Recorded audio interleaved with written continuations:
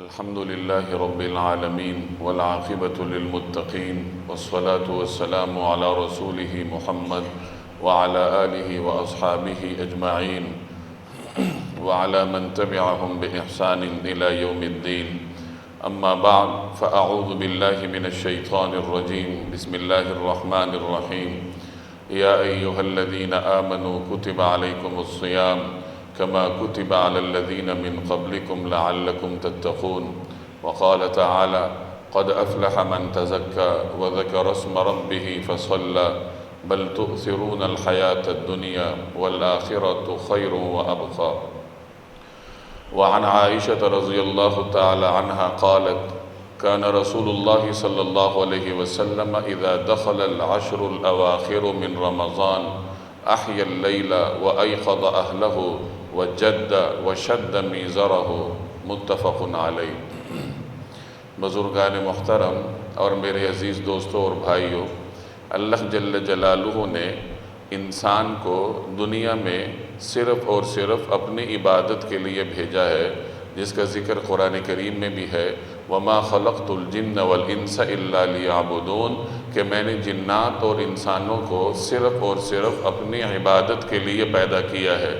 تو انسان کو دنیا میں بھیجنے کا واحد مقصد یہی ہے کہ وہ یہاں اللہ جل جلالہ کی عبادت کرے، اللہ تعالیٰ کی بندگی کرے، اللہ کی تعریف ہر وقت اس کے زبان پر ہو، اللہ جل جلالہ کا نام ہر وقت اس کی زبان کو تر رکھے. یہ انسان پر اللہ کا سب سے بڑا حق ہے اور یہی انسان کے دنیا میں آنے کا بنیادی مقصد ہے. لیکن چونکہ انسان دنیا میں آیا ہے اور دنیا کی مختلف ضروریات اس کے ساتھ وابستہ ہیں، اسے کھانے کی بھی ضرورت ہے، اسے لباس کی بھی ضرورت ہے، اسے گھر کی بھی ضرورت ہے، اور ان تمام ضروریات کو پورا کرنے کے لیے اسے پیسہ چاہیے، اسے مال چاہیے. مال حاصل کرنے کے لیے اس کو کاروبار کرنا پڑتا ہے، ملازمت کرنی پڑتی ہے، مزدوری کرنی پڑتی ہے. تو چونکہ انسان دنیا میں آیا ہے اور دنیا کی مختلف ضروریات اس کے ساتھ وابستہ ہیں، تو اللہ تعالیٰ نے دنیا کی ان ضروریات کو پورا کرنے سے روکا نہیں ہے. اللہ نے یہ نہیں فرمایا کہ تم کاروبار مت کرو، تم ملازمت مت کرو، تم مزدوری مت کرو، تم اپنے گھروں کو آباد نہ کرو، تم بیوی بچوں کے ساتھ مت رہو. ان تمام چیزوں سے جن کو عام طور پر دنیاوی امور سمجھا جاتا ہے، ان سے اللہ تبارک و تعالیٰ نے روکا نہیں ہے، بلکہ ان کی انجام دہی کے لیے انسان کا راستہ ہموار کیا ہے، ان کی انجام دہی کا طریقہ کار انسان کو بتایا ہے. اور یہ اللہ کی رحمت کا ایک مظہر ہے کہ اگر ان دنیاوی امور کی انجام دہی انسان اللہ کے بتائے ہوئے طریقہ کار کے مطابق کرے تو وہ کام تو بظاہر دنیا کا کر رہا ہوگا، لیکن فرشتے اس کے لیے نیکیاں لکھ رہے ہوتے ہیں. اگر کوئی شخص رزق کماتا ہے، رزق حلال کماتا ہے، اللہ کے بتائے ہوئے طریقہ کار کے مطابق کاروبار کرتا ہے، تو بظاہر وہ آپ کو دکان میں بیٹھا ہوا خرید و فروخت کرتا نظر آتا ہے، لیکن در حقیقت وہ اللہ کے راستے میں ہوتا ہے. تو بہرحال انسان چونکہ دنیا میں پیدا ہوا ہے، دنیا کی ضروریات اس کے ساتھ وابستہ ہیں، تو ان ضروریات کو پورا کرنے کے لیے جد و جہد کرنے سے اللہ نے انسان کو نہیں روکا. البتہ ایک چیز سے روکا ہے کہ ان چیزوں کو دین پر غالب نہ کرو، کہ تمہارے سامنے دو تقاضے ہیں، ایک دین کا تقاضا ہے، آخرت کا تقاضا ہے، اور ایک دنیا کا تقاضا ہے. تو اس وقت انسان کا امتحان ہوتا ہے کہ وہ کس چیز کو اہمیت دیتا ہے. اگر وہ دنیا کے تقاضے کو اہمیت دیتا ہے تو اس کا مطلب یہ ہے کہ وہ امتحان میں ناکام ہو گیا، اور اگر وہ دین کے تقاضے کو غالب رکھتا ہے تو پھر وہ امتحان میں کامیاب ہوتا ہے. تو اللہ نے انسان سے جہاں شکوہ کیا ہے تو شکوہ یہ نہیں کیا کہ تم دکان میں کیوں بیٹھتے ہو، تم ملازمت کیوں کرتے ہو، تم نے شادی کیوں کی ہے، یا تم نے گھر کیوں تعمیر کیا ہے، تم گھر میں وقت کیوں دیتے ہو. ان چیزوں کا شکوہ نہیں ہے. شکوہ یہ ہے کہ تم نے ان چیزوں کو دین پر غالب کیوں کیا ہے. بل تؤثرون الحیات الدنیا، بلکہ تم لوگوں نے دنیاوی زندگی کو آخرت پر ترجیح دے رکھی ہے. تو معاملہ ترجیح کا ہے،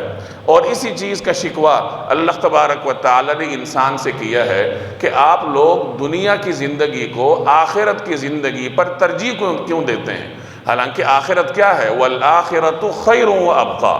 آخرت جو ہے وہ بہتر ہے اور زیادہ باقی رہنے والی ہے۔ دنیا کے مقابلے میں آخرت میں خیر ہی خیر ہے، بہتر ہی بہتر ہے، اور دنیا تو فانی ہے اور آخرت باقی رہنے والی ہے۔ تو یہ بنیادی نقطہ سمجھنے کا ہے کہ دنیاوی چیزوں میں مصروفیت سے اللہ نے ہمیں نہیں روکا، مال کمانے سے اللہ نے ہمیں نہیں روکا، اور مال کمانے کی کوئی حد بھی مقرر نہیں کی کہ تمہارا بینک بیلنس اتنا ہونا چاہیے، اس سے زیادہ نہیں ہونا چاہیے۔ حلال طریقے سے مال کے تمام تقاضوں کو پورا کرتے ہوئے انسان جتنا بھی مال کمائے، اللہ نے اس کو موقع دیا ہے کہ وہ کمائے، لیکن جہاں اللہ شکوہ کرتا ہے وہ یہی ہے کہ تم دنیا کی زندگی کو آخرت پر ترجیح مت دو۔ تو اللہ جل جلالہ نے انسان کو جو دنیا میں بھیجا ہے تو اس کا بنیادی مقصد عبادت ہے۔ ضمنی طور پر وہ دنیا کے کام کاج کرتا ہے تو انسان کو اس کی اجازت ہے، لیکن دنیاوی کام کاج کے لیے اپنے مقصد اصلی کو فراموش کرنا یہ انسان کی سب سے بڑی حماقت ہے۔ عبادت بندگی سے عبارت ہے، بندگی کا نام عبادت ہے۔ بندگی کے مختلف طریقے ہیں، اور سب سے بہترین عبادت وہ عبادت کہلاتی ہے جس میں براہ راست اللہ کا ذکر ہوتا ہے،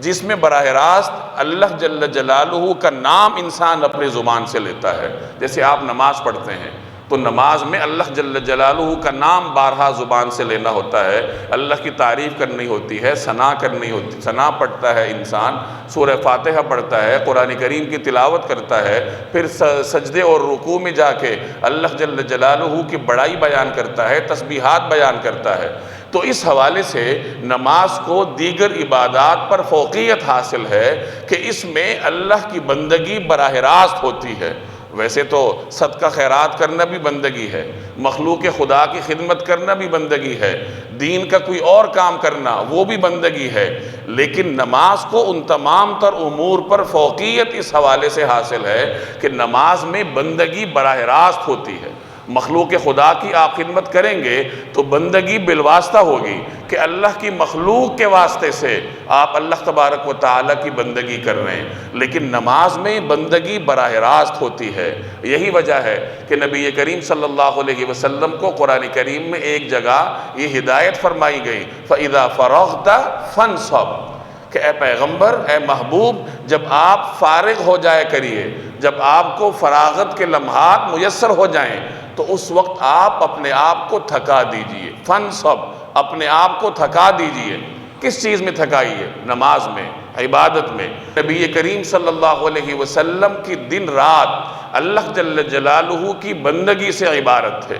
آپ کا دن بھر مخلوق خدا کو اللہ کی طرف متوجہ کرنے میں گزرتا تھا کہ دعوت دے رہے ہیں، اللہ کی طرف بلا رہے ہیں، اللہ کی بڑائی لوگوں کے محلوں میں جا کر بیان کر رہے ہیں، بازاروں میں جا کر بیان کر رہے ہیں۔ یہ مکی صورت ہے، مکہ مکرمہ میں نازل ہوئی، اور مکہ مکرمہ میں دن بھر نبی کریم صلی اللہ علیہ وسلم کے یہی معمولات تھے کہ کبھی ایک ایک فرد کے پاس جا کر اللہ کا پیغام سنا رہے ہیں، کبھی بازاروں میں جا کر پیغام سنا رہے ہیں، کبھی گلیوں میں جا کر پیغام سنا رہے ہیں، کبھی محلوں میں جا کر پیغام سنا رہے ہیں، کبھی مکہ سے باہر مختلف قبائل میں جا کر اللہ تبارک و تعالیٰ کی توحید کا علم بلند کیے رکھتے ہیں۔ یہ تمام تر معمولات تھے، اور ان معمولات کے بارے میں فرمایا کہ جب آپ ان معمولات سے فارغ ہو جائیں، جب ان سے آپ کو فراغت کے لمحات میسر ہو جائیں تو پھر اپنے آپ کو تھکا دیں، یعنی پھر اپنے رب کی براہ راست بندگی میں، نماز میں، ذکر اذکار میں، اللہ تبارک و تعالیٰ کی براہ راست بندگی میں اپنے آپ کو تھکا دیجئے۔ اب اس سے آپ اندازہ لگائیے کہ دعوت دین کتنا بڑا کام ہے، اور وہ بھی پیغمبر کا دعوت دین کہ جو اللہ جل جلالہ کا پیغام لوگوں کو سنا رہے ہیں۔ لیکن اس کے بارے میں اللہ نے فرمایا کہ جب ان کاموں کو آپ مکمل کر لیں، جب ان سے فارغ ہو جائیں تو پھر براہ راست بندگی کی طرف متوجہ ہو جائیں، اور اس میں اپنے آپ کو تھکا ڈالیے، اس میں اتنی جدوجہد کیجئے کہ اپنے آپ کو تھکا ڈالیے۔ چنانچہ اس حکم پر نبی کریم صلی اللہ علیہ وسلم نے کیسے عمل کیا، آپ کی پوری سیرت اس پر شاہد ہے کہ جناب رسول اللہ صلی اللہ علیہ وسلم انتہائی خشوع و خضوع سے بہت لمبی لمبی نمازیں ادا فرماتے تھے۔ آپ صلی اللہ علیہ وسلم کے خشوع و خضوع کا یہ عالم تھا کہ ایک روایت میں آتا ہے کہ جب نبی کریم صلی اللہ علیہ وسلم نماز پڑھتے تھے تو آپ صلی اللہ علیہ وسلم کی سینہ اقدس سے رونے کی آواز اس طرح آتی تھی جیسے چکی چلنے کی آواز آتی ہے، اس طریقے سے آپ کے سینہ مبارکہ سے آوازیں ساتھ چلنے پھرنے والوں کو محسوس ہوتی تھیں۔ یہ آپ کی خشیت کا عالم تھا کہ نماز میں نبی کریم صلی اللہ علیہ وسلم پر اس قدر خشیت طاری ہوتی تھی۔ سیدہ عائشہ رضی اللہ تعالی عنہ کے پاس ایک مرتبہ ایک صحابی حاضر ہوئے اور درخواست کی کہ ہمیں نبی کریم صلی اللہ علیہ وسلم کی کوئی عجیب بات بتائیے۔ پہلے تو حضرت عائشہ کچھ لمحات کے لیے خاموش ہوئیں اور پھر انہوں نے فرمایا کہ ایک رات رسول اللہ صلی اللہ علیہ وسلم میرے پاس تشریف لائے اور تھوڑی دیر کے بعد مجھ سے فرمانے لگے کہ عائشہ تم مجھے چھوڑ دو، میں اپنے رب کی عبادت کرنا چاہتا ہوں۔ تو میں نے عرض کیا کہ یا رسول اللہ، آپ کا قرب بھی مجھے پسند ہے، لیکن جس چیز میں آپ راضی ہوں وہ بھی مجھے پسند ہے۔ تو نبی کریم صلی اللہ علیہ وسلم نماز کے لیے کھڑے ہوئے اور آپ نے نماز میں رونا شروع کیا۔ چنانچہ جب آپ سجدے میں گئے تو آپ اتنا روئے کہ زمین تر ہو گئی، اور جب آپ بیٹھے نماز میں تو آپ اتنا روئے کہ آپ کی داڑھی مبارک تر ہو گئی۔ اسی طریقے سے روتے روتے ساری رات گزر گئی، اور جب صبح فجر کی نماز کے لیے جگانے کے لیے حضرت بلال رضی اللہ تعالی عنہ حاضر ہوئے اور انہوں نے یہ معاملہ دیکھا کہ نبی کریم صلی اللہ علیہ وسلم پر اس قدر خشیت طاری ہے، تو حضرت بلال عرض کرنے لگے کہ یا رسول اللہ، اتنی خشیت کی کیا ضرورت ہے؟ اللہ جل جلالہ نے تو آپ کو معصوم عن الخطا پیدا کیا ہے۔ یعنی اگر ہم جیسا بندہ کوئی رونا دھونا اتنا زیادہ کرے تو اس کی سمجھ آتی ہے کہ وہ اللہ سے گناہوں کی معافی مانگے گا، آپ تو معصوم عن الخطا ہیں، تو آپ کو اس قدر خشیت کی کیا ضرورت ہے؟ تو نبی کریم صلی اللہ علیہ وسلم فرمانے لگے کہ میں اللہ کا شکر گزار بندہ کیوں نہ بنوں۔ تو یہ جناب رسول اللہ صلی اللہ علیہ وسلم کی خشیت کا عالم تھا کہ نماز میں اس قدر خشیت آپ صلی اللہ علیہ وسلم پر طاری ہوتی تھی۔ اور نمازیں کتنی لمبی پڑھتے تھے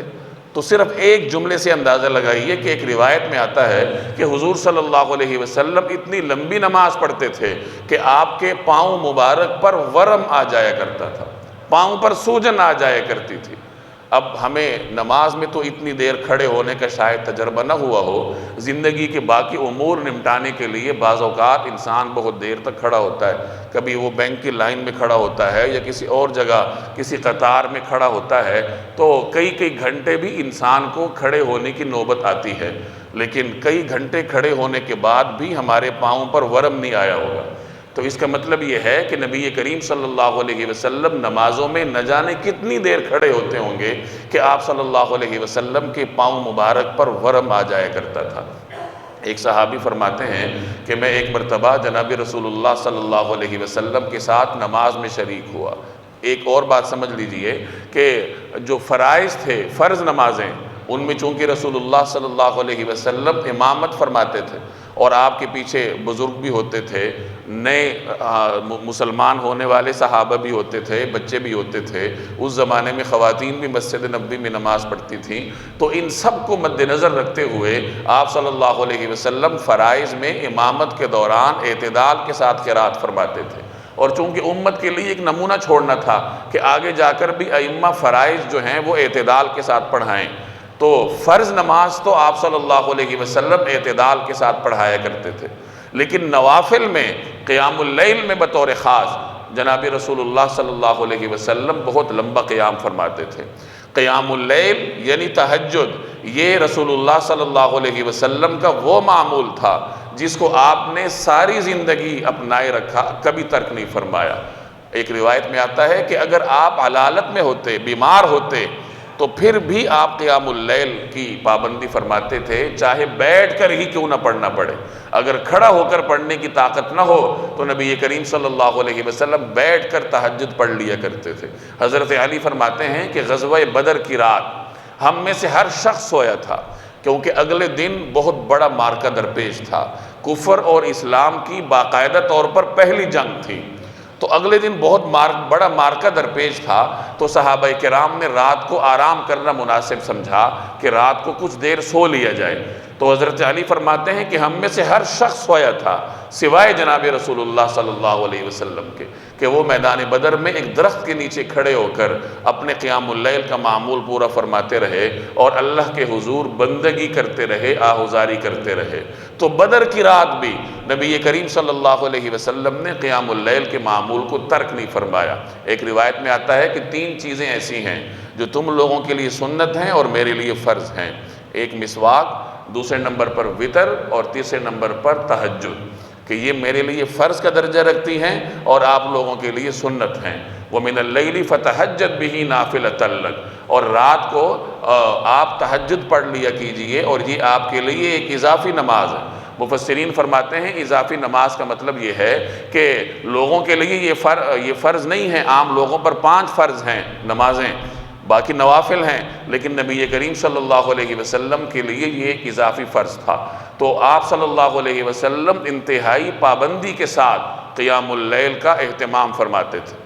اور اس میں 2 چیزیں ہوتی تھیں، انتہائی خشیت، اور خشیت میں بعض اوقات ایسا بھی ہوتا تھا کہ کوئی ایک آیت حضور صلی اللہ علیہ وسلم بار بار دہراتے رہتے تھے۔ قیام اللیل میں آپ ایسے اہتمام اور ذوق شوق کے ساتھ تلاوت فرماتے تھے کہ صحابہ کرام فرماتے ہیں کہ کبھی کبھار رات کے سناٹے میں ہمارے گھروں تک آواز آتی کہ آپ تو قیام اللیل اپنے حجرے میں ادا فرما رہے ہیں، حجرے میں تہجد پڑھ رہے ہیں اور تہجد کے دوران تلاوت فرما رہے ہیں، لیکن کبھی کبھار ذوق شوق میں آ کر اس قدر اونچی آواز سے تلاوت فرماتے تھے کہ آس پاس جو گھر تھے، جو محلہ تھا، رات کے سناٹوں کو چیرتی ہوئی آپ صلی اللہ علیہ وسلم کی آواز مبارک صحابہ کرام کے گھروں تک جاتی تھی۔ ایک مرتبہ آپ صلی اللہ علیہ وسلم نے ساری رات ایک آیت بار بار دہراتے ہوئے گزار دی، ان تعذبہم فإنہم عبادک، کہ اگر آپ ان کو عذاب دیں گے تو یہ آپ کے بندے ہی ہیں، وَإِن تَغْفِرْ لَهُمْ، لیکن اگر آپ ان کو معاف فرما دیں فَإِنَّكَ أَنْتَ الْغَفُورُ الرَّحِيمُ، تو آپ غفور ہیں، آپ رحیم ہیں۔ تو اس آیت کو پڑھنے میں نبی کریم صلی اللہ علیہ وسلم اتنے مگن ہوئے کہ ساری رات نوافل میں یہی آیت دہراتے ہوئے نبی کریم صلی اللہ علیہ وسلم نے گزار دی۔ یہ تو آپ کے قیام اللیل میں خشیت کا عالم تھا، اور قیام اللیل کے طول کا کیا عالم تھا؟ تو جیسے میں روایت عرض کر رہا تھا کہ ایک صحابی حضرت عائشہ کے پاس آئے اور عرض کرنے لگے کہ مجھے حضور صلی اللہ علیہ وسلم کی کوئی عجیب بات بتائیں، تو انہوں نے جواب میں یہی عرض کیا کہ ایک مرتبہ آپ صلی اللہ علیہ وسلم نے ساری رات نماز میں گزار دی، یہاں تک کہ صبح حضرت بلال آپ کو اٹھانے کے لیے آئے۔ ایک اور صحابی فرماتے ہیں کہ میں نے ایک مرتبہ نبی کریم صلی اللہ علیہ وسلم کے ساتھ رات گزاری، تو جب رات کو آپ صلی اللہ علیہ وسلم نے نوافل کی نیت باندھی تو میں بھی شامل ہو گیا۔ حضور صلی اللہ علیہ وسلم نے سورہ بقرہ کی تلاوت شروع فرمائی، اور اس طریقے سے تلاوت فرما رہے تھے کہ جب بھی کوئی رحمت کی آیت آتی تو آپ صلی اللہ علیہ وسلم وہاں توقف فرماتے اور اللہ جل جلالہ سے رحمت طلب کرنے کی دعائیں فرماتے، اور جب کبھی کوئی عذاب کی آیت آتی تو وہاں بھی توقف فرماتے اور دیر تک عذاب سے محفوظ رہنے کی دعائیں فرماتے۔ تو اس طریقے سے آپ نے سورہ بقرہ کی تلاوت فرمائی، اور جب آپ رکوع میں تشریف لے گئے تو جتنی دیر آپ نے قیام فرمایا تھا اتنی ہی دیر آپ نے رکوع فرمایا، اور رکوع میں یہ تسبیح فرماتے رہے سبحان ذی الجبروت والملکوت والکبریاء والعظمہ۔ یہی تسبیح پڑھتے پڑھتے آپ نے رکوع کا سارا دورانیہ گزارا، اور اتنی دیر رکوع میں رہے جتنی دیر قیام میں تھے، اور جب رکوع سے سر اٹھایا تو اتنی ہی دیر قومے کی حالت میں رہے جتنی دیر آپ نے رکوع فرمایا تھا، اور اتنے ہی لمبے آپ نے سجدے کیے اور اس میں یہی تسبیح پڑھتے رہے۔ اور پھر اگلی رکعت میں آپ صلی اللہ علیہ وسلم نے سورہ آل عمران، سورہ نساء اور سورہ مائدہ کی تلاوت فرمائی۔ اب یہ کل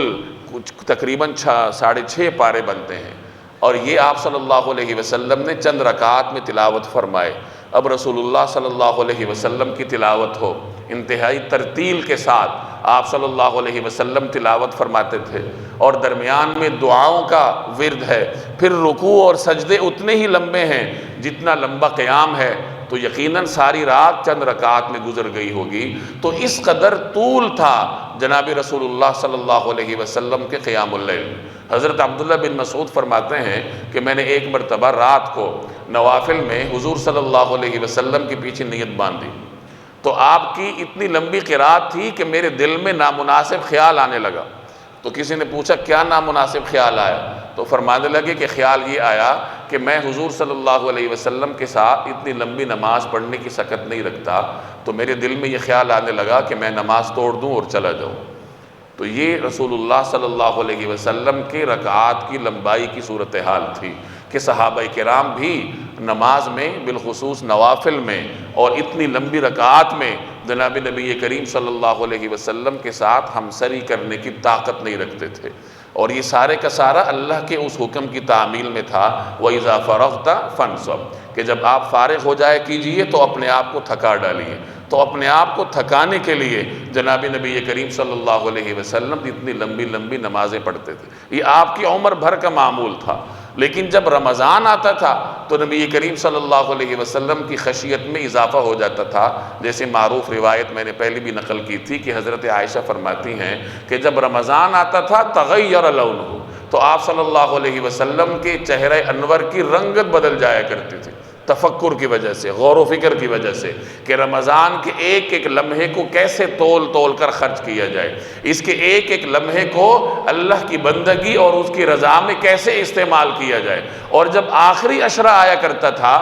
تو نبی کریم صلی اللہ علیہ وسلم کی محنت اور جد و جہد میں اور اضافہ ہو جایا کرتا تھا۔ حضرت عائشہ فرماتی ہیں اذا دخل العشر الاواخر من رمضان، کہ جب رمضان کا آخری عشرہ آیا کرتا تھا تو نبی کریم صلی اللہ علیہ وسلم کیا کرتے تھے؟ کان احی اللیل، آپ ساری رات جاگا کرتے تھے، وایقظ اہلہ، اور اپنے گھر والوں کو بھی جگائے رکھتے تھے، یعنی خود بھی جاگ رہے ہیں، ساری رات قیام اللیل میں صرف ہو رہی ہے، اللہ کی ذکر میں، اللہ کی بندگی میں صرف ہو رہی ہے، اور اپنے گھر والوں کو بھی اس طرف متوجہ کیا جا رہا ہے۔ اور وجد وشد میزرہ، اور آپ محنت فرماتے تھے اور کمر کس لیتے تھے، یعنی جیسے انسان کوئی کام کرنے کے لیے کمر بستہ ہو جاتا ہے، تو نبی کریم صلی اللہ علیہ وسلم رمضان المبارک کے آخری عشرے میں اللہ کی بندگی کے لیے، اللہ کو راضی کرنے کے لیے کمر بستہ ہو جایا کرتے تھے۔ آخری عشرے میں دو عبادات بطور خاص نبی کریم صلی اللہ علیہ وسلم انجام دیتے تھے، بلکہ ان دونوں کا مجموعہ ایک کر لیجئے، ایک عبادت بطور خاص آپ انجام دیتے تھے، اور وہ اعتکاف ہے۔ آخری عشرے کا اعتکاف یہ جناب نبی کریم صلی اللہ علیہ وسلم کی مدنی زندگی کی مستقل سنت ہے،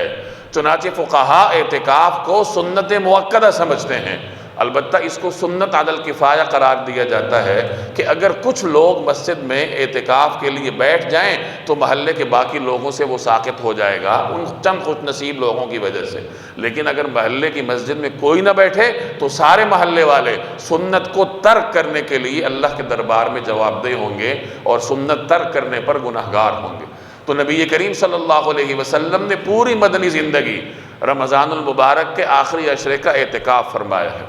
اعتکاف مسجد میں وقت گزارنے کا نام ہے۔ مسجد میں وقت گزارنے کی اہمیت اس بات سے سمجھیے کہ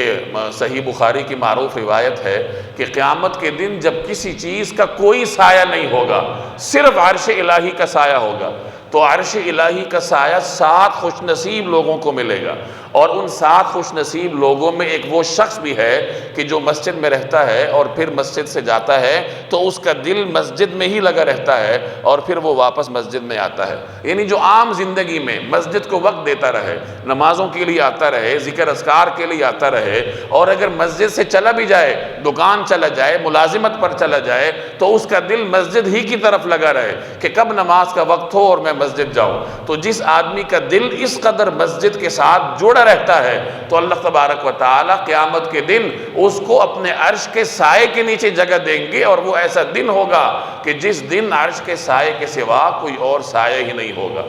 تو جب عام زندگی میں کچھ دیر کے لیے مسجد آنا اور باقی دورانیے میں مسجد کی جانب توجہ رکھنے کی اتنی اہمیت ہے، تو جو شخص رمضان کے آخری عشرے میں اپنے گھر بار کو چھوڑ دیتا ہے، اپنے والدین کو چھوڑ دیتا ہے، بیوی بچوں کو چھوڑ دیتا ہے، دکان کو چھوڑ دیتا ہے، ملازمت کو چھوڑ دیتا ہے، اور اللہ کے دروازے پر آ کر ڈیرہ ڈال لیتا ہے، تو اللہ کے ہاں اس کی کیا قدر و قیمت ہوگی، میں اور آپ اس کا تصور بھی نہیں کر سکتے۔ اگر کوئی شخص آپ کے دروازے پر آ کر بیٹھ جائے، ایک شخص جتنا بھی ظالم ہو، کسی سے کتنا بھی ناراض ہو، لیکن اگر وہ شخص اس کے دروازے پر آ کر بیٹھ جائے کہ جب تک تم راضی نہیں ہوگے میں یہاں سے اٹھوں گا نہیں، تو صاحب گھر جتنا بھی سخت دل ہوگا لیکن کسی کو اپنے دروازے پر بیٹھا دیکھ کر سخت سے سخت دل بھی پسیج جاتا ہے۔ تو یہاں تو معاملہ اللہ جل جلالہ کے ساتھ ہے جو ارحم الراحمین ہے، جو غفور الرحیم ہے۔ اگر کوئی شخص ایسی غفور ذات کے دروازے پر آ کر بیٹھ جائے، اس کے گھر میں آ کر بیٹھ جائے، تو یہ کیسے ممکن ہے کہ اس کے اٹھنے سے پہلے